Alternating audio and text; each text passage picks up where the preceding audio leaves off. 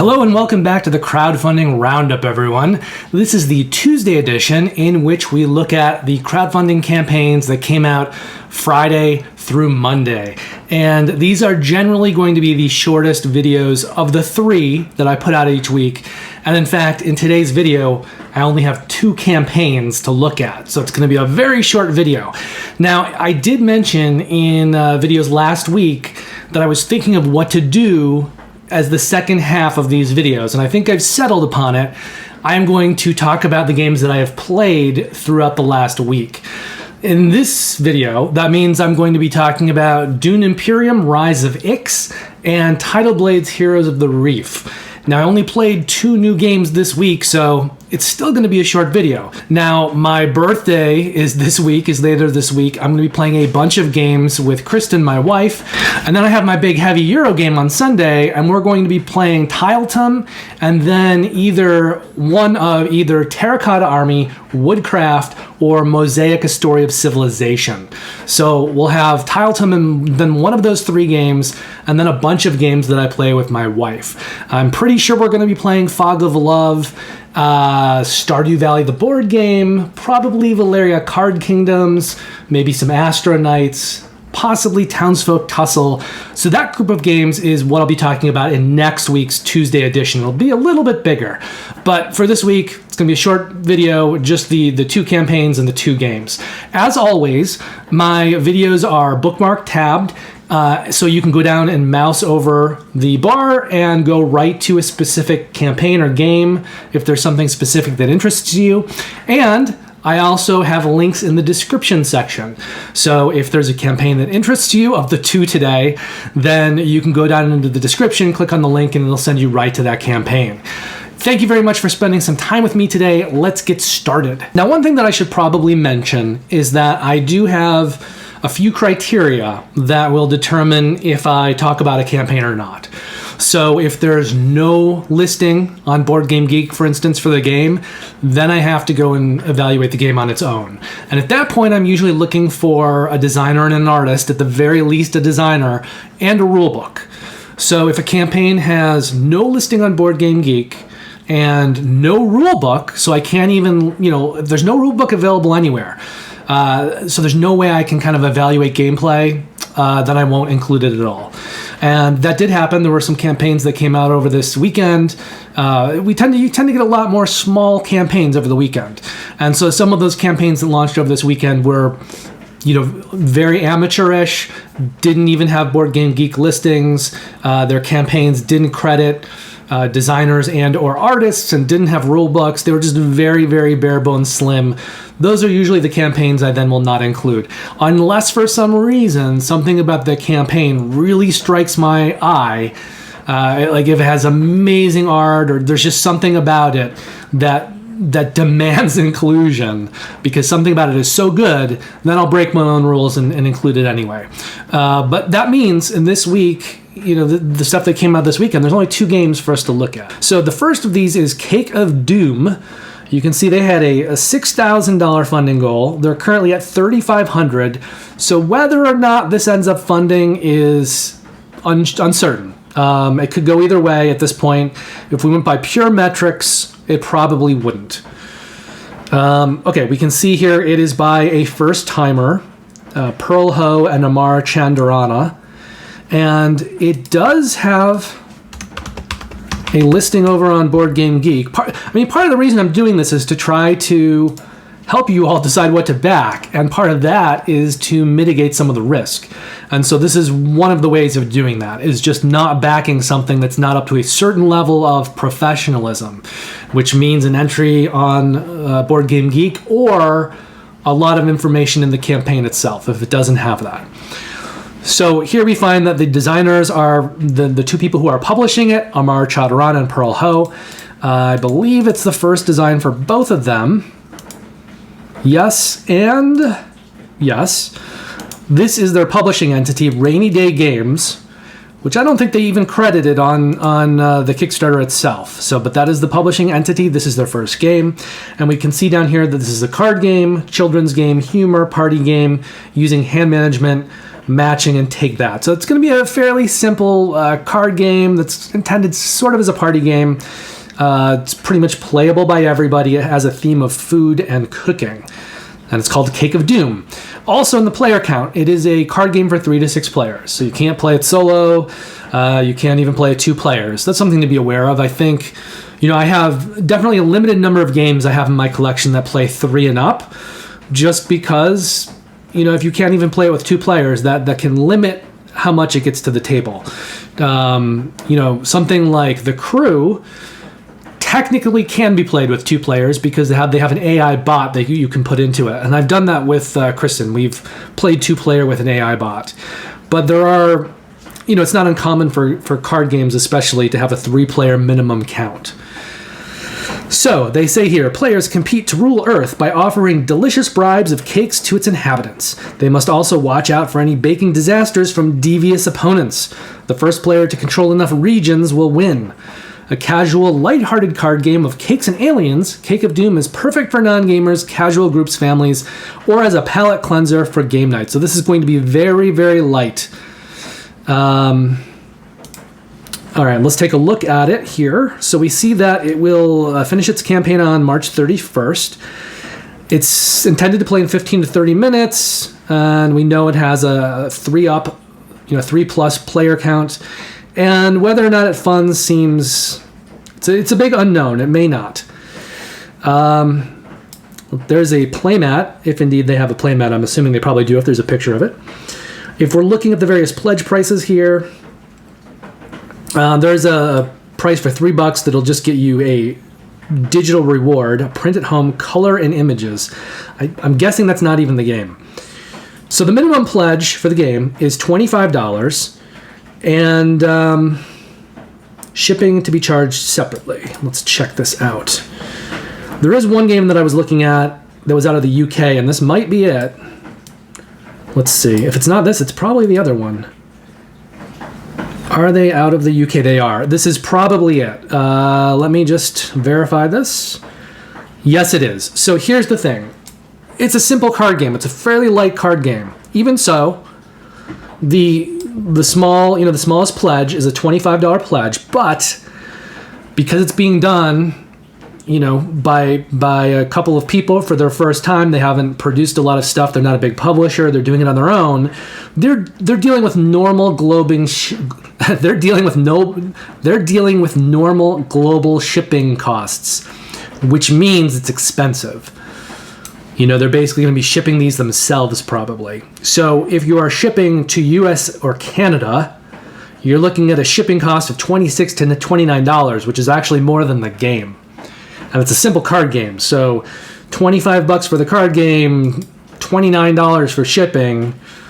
You're looking at $44 just to get a copy of this simple card game. So that in that sense, it's high risk, right? Just because you're going to be putting a lot of money in and you're not getting much. You're just getting this simple card game. I do like the graphic design. I think it looks well put together for a simple card game. The directions on the cards are fairly clear. There's not a lot of graphic clutter.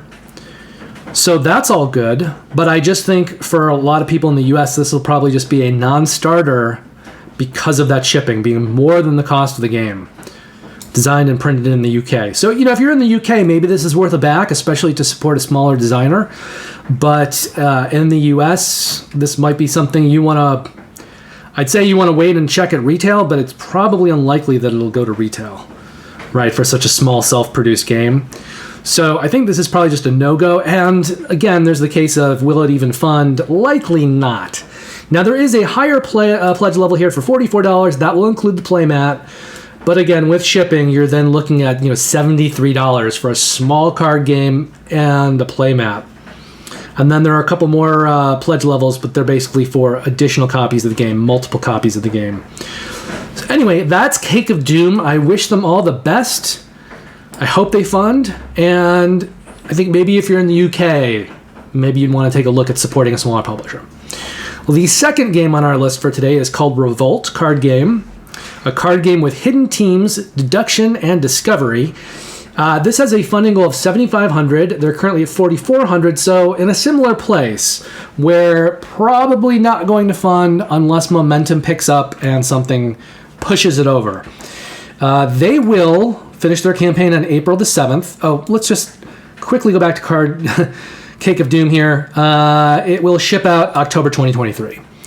So Revolt will ship out June 2023. Again, this publisher, Midwest Mythic, this is a first time on Kickstarter for them. Now, if we look up Revolt over here, I think it might actually be, let's see, is it this 2020? It is a 2020 listing. So they may have created the card game back in 2020, created the board game Geek listing, and who knows, they could have even self-produced it on a very low level previously, but this is the first time that they've gone to Kickstarter with it. Now, it's got a bunch of designers here. Let's just take a look and verify that these are all first timers, and the artist and the publisher. So let's just quickly look through these. Jimmy Abreu, first time designer. David Bielajuski, first time designer. Peter Damares, first time designer. Nolan Gutierrez, first time designer. Justin Hastings, first time designer, and I believe this is the artist here, Robert Silk, first time artist on a published game.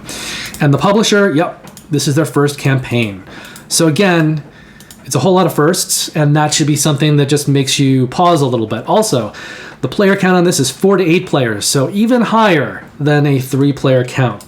It's a card game, uses deduction set in the Renaissance, and they have a turn order, pass order mechanism going on. It says, your mission in the game of Revolt is to find out which players are your sworn enemies and destroy them. Be cautious, however, as teams will change in the blink of an eye. Use your cards wisely to gain information about the other players, slay your opponents, betray your allies, and hasten the revolt. The goal of Revolt is to determine which of the other players are on your team and slay your enemies. However, teams are hidden at the beginning and will change throughout the duration of the game. You need to use your memory, induction, and political machinations to achieve victory.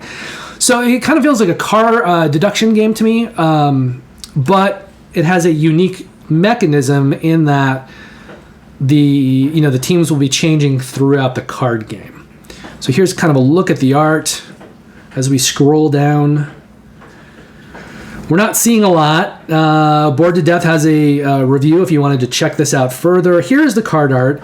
I don't feel like it's quite as crisp as the graphic design on Cake of Doom, but it's got a different style, and it's probably fine for what it is.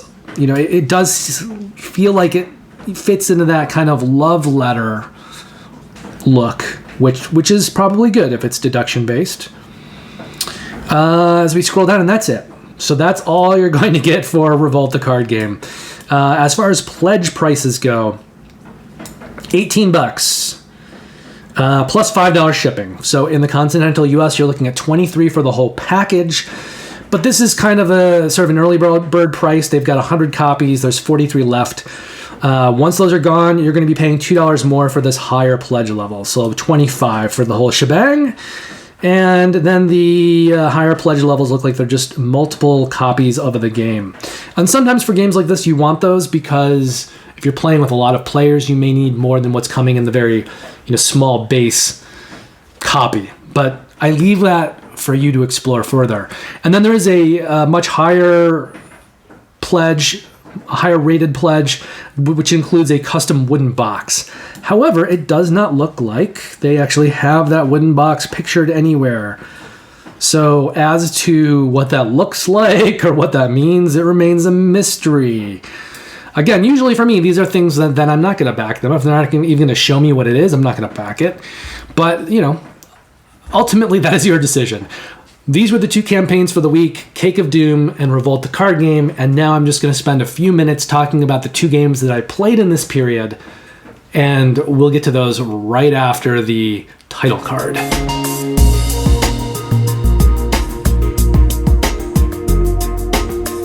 So those games, and I'll just put up the boxes here so you can at least see what they are, is Dune Imperium with the expansion Rise of Ix.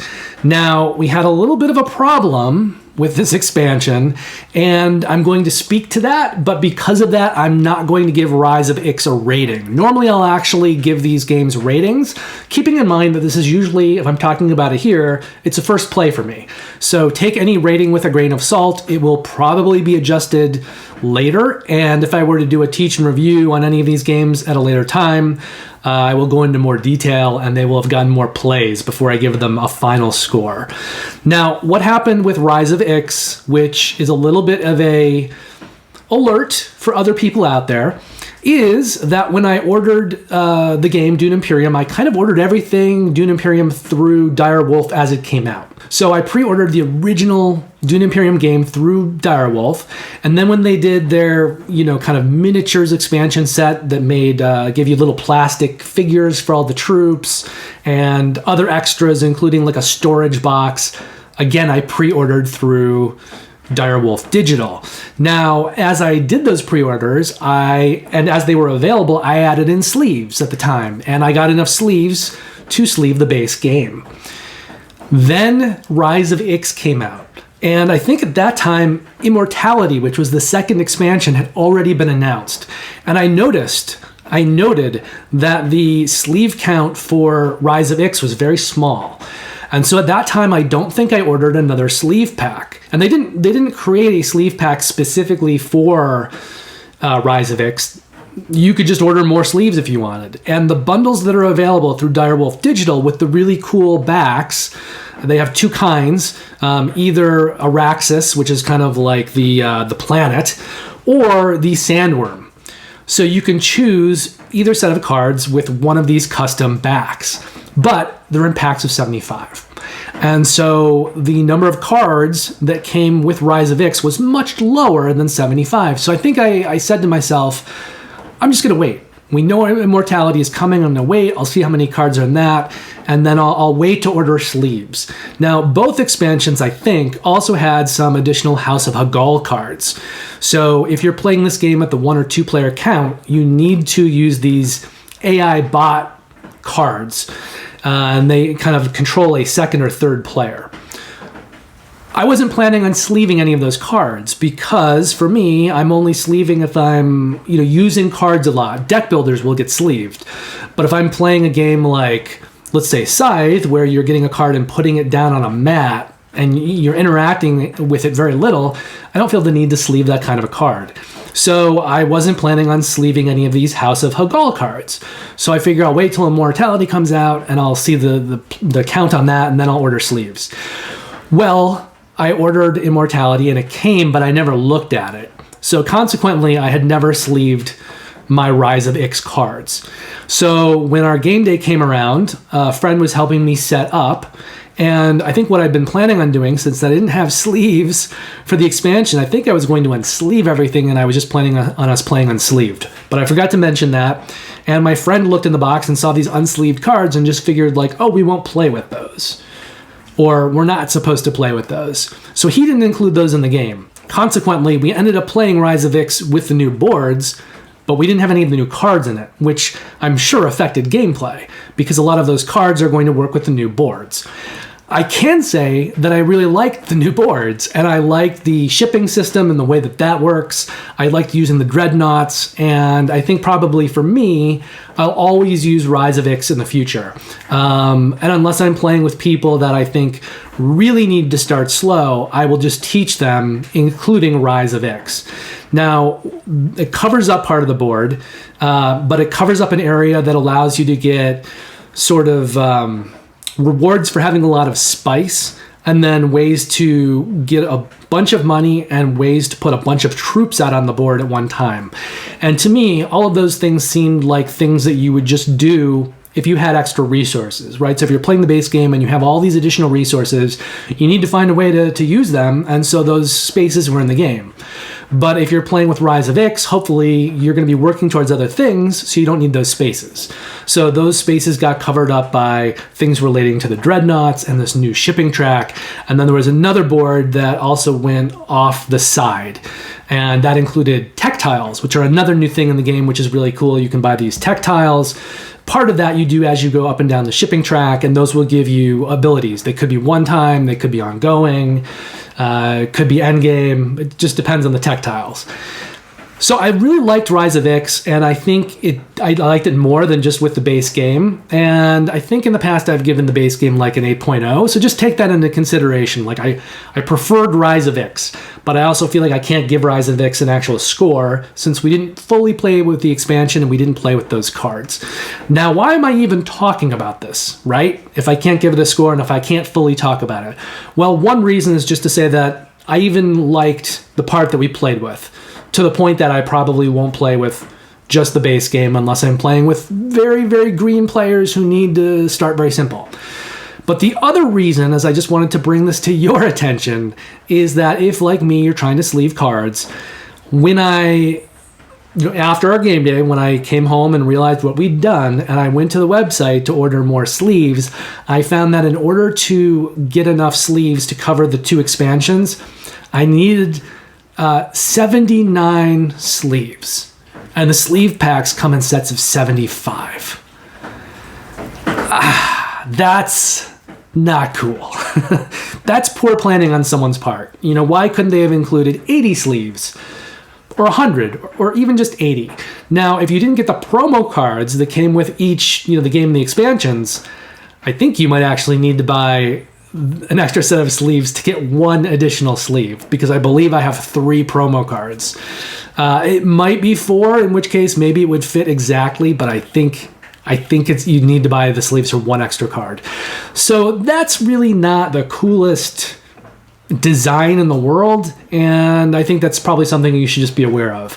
Now, since I am going to end up with all these extra sleeves, I probably will end up sleeving my House Hagal cards, which are the cards you use in 1 and 2 player games, just because, like, what else am I going to do with all these extra Dune sleeves? I'm not going to sleeve a different game with these Dune back, sleeves. But the House Hagal cards have their own kind of blue back, so I kind of liked not sleeving them and just leaving them alone and having them be their own thing and be easily identifiable on the box. So part of me talking about Rise of Ix here is just to alert other people, if they, like me, are trying to sleeve it all, pay attention, because you may end up having to buy an extra set of sleeves just to sleeve an extra 1, 2, 3, or 4 cards, which is not really the coolest production design in the world in my book. So I just wanted to kind of make a little public service announcement here. The other game that I played was Tidal Blade's Heroes of the Reef. This is a game that I passed by when it was on Kickstarter.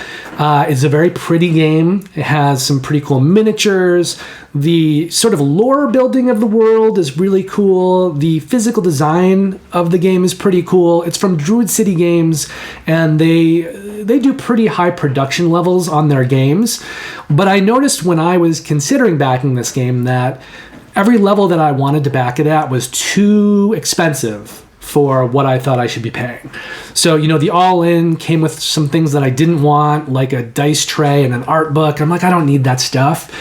And so then I looked at like the next level down, and I think maybe the next level down didn't have the miniatures, so you're just getting the standees, because I think the miniatures maybe were like locked into that version with the art book and the dice tray.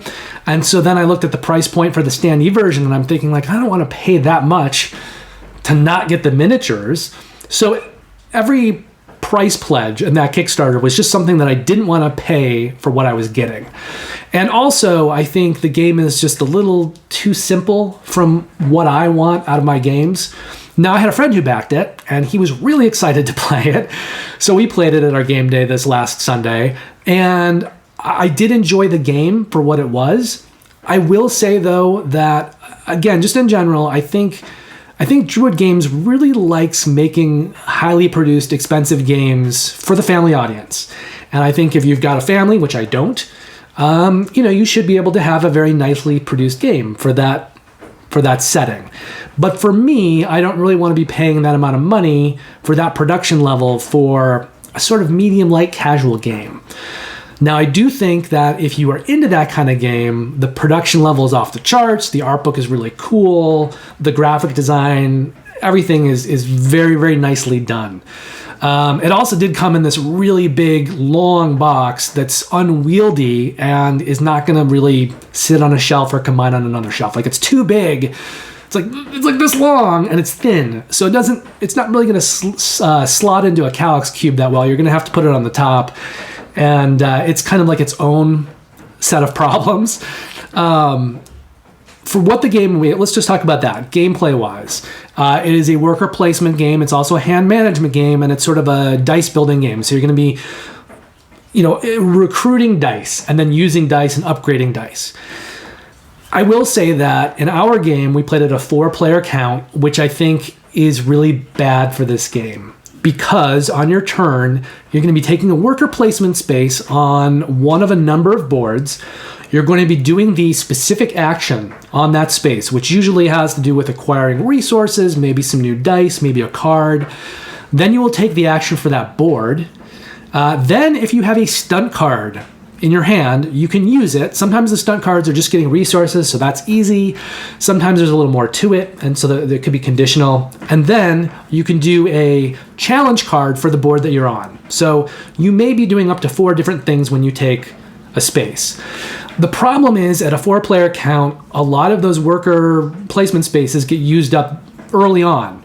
And so later in the game, you are then forced to take an action where you go to a board and you don't even take a wooden worker placement space.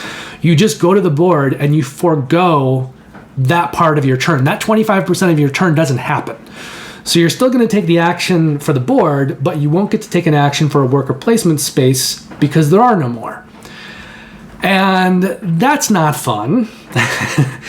And also in a 4-player count, because the spaces are so tight, I found myself in a position where, and this happened like 6 turns in a row, where every time I needed to do something or go somewhere, the player before me went there every single time. So I'd be like, well, I really need fruit, and there's only one place left on this board to get fruit. And then he would go and take that spot. Okay, I can't get fruit. So then I think, well, I either have to go to that board and not get the resource I need and just take the board action, or I need to go over here to another board to get the fruit and not be able to take the action that I need to do. And sometimes there wasn't even any fruit left at all.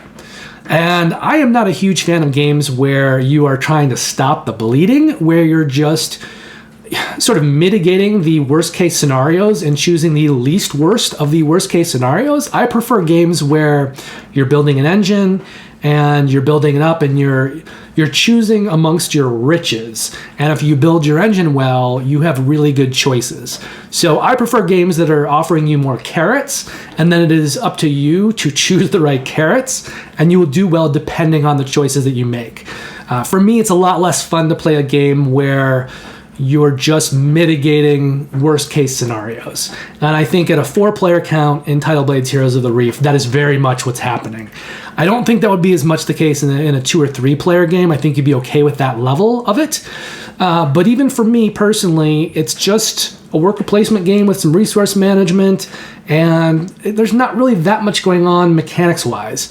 So I'm a little disappointed in the design. I think it could have been designed better to play better at a higher player count, although there are plenty of games that don't play well at their high player counts. But I just find the design kind of lacking overall. And then once we get past that, the kind of just worker placement, minimal hand management, resource management is just not enough game for me. But I do think it's really pretty, and I think if you're looking for a kind of a family weight game, worker placement, hand management, and especially if you're going to be playing at 2 to 3 players, there's a lot of people that are really going to love this game. Now, I will also say I was more impressed by the sequel, and I actually did back that game. So Tidal Blades 2 I backed, and that's a game I'll probably be talking about in the future at this channel. I was also very glad to get to play Tidal Blades Heroes of the Reef. I did want to play it. I did want to see what it was all about. I also know that people were a little disappointed with the game because there weren't enough monster cards, and players who have played it a bunch feel like you just go through the same monster cards over and over very quickly. I think that is something that could easily be fixed in the future by Druid City just putting out a new pack of monster cards, and that would be very cheap and easy to do. So it's an easy and quick solution if they ever decide to go that route.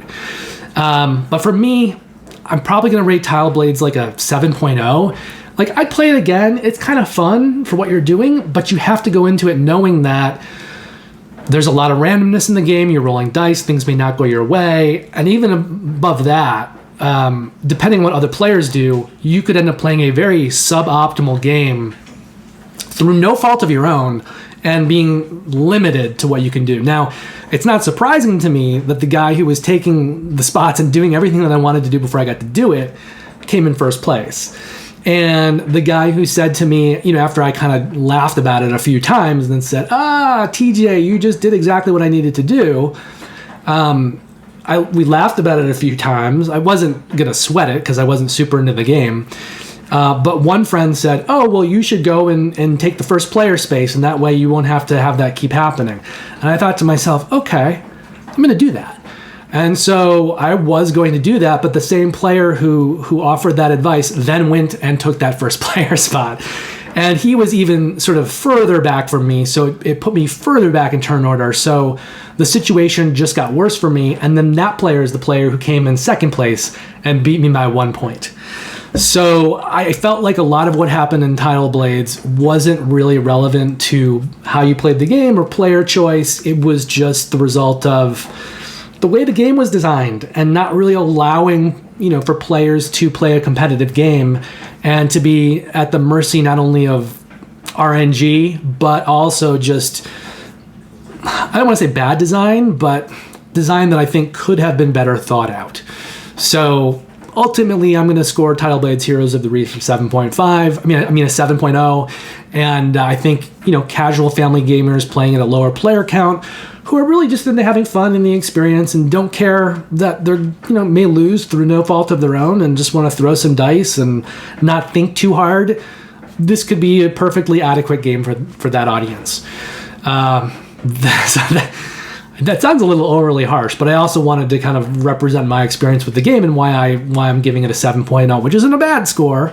And definitely it's getting the positive parts of that 7.0 are for the art and the graphic design and the fun element, because there is some fun to the game. But I think from what I've seen, I'm going to have a better time playing Tidal Blades 2. And I will report on that once I do.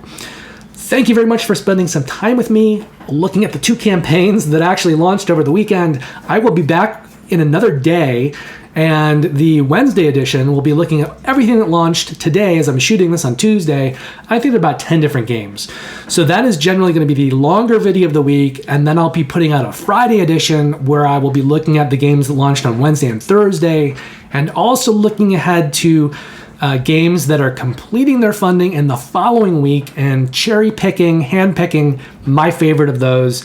So the second half of the Friday edition will be a section that talks about those games. Obviously, in the second half of this section, we'll be talking about games that I've played. And then the Wednesday edition won't have a second section because it's going to be a longer video because more games are launched on Tuesdays. So again, the best way to support this channel at this time is to like and subscribe. If you subscribe, you'll also get notifications whenever I publish these videos in the future, and as I launch more series, which I am planning to do over the following weeks and months. I have a bunch more content that's going to be premiering, so subscribing will keep you in the loop. But again, thank you for joining me, spending a little time with me today. I'll see you very soon. Until then, take care and play lots of great games.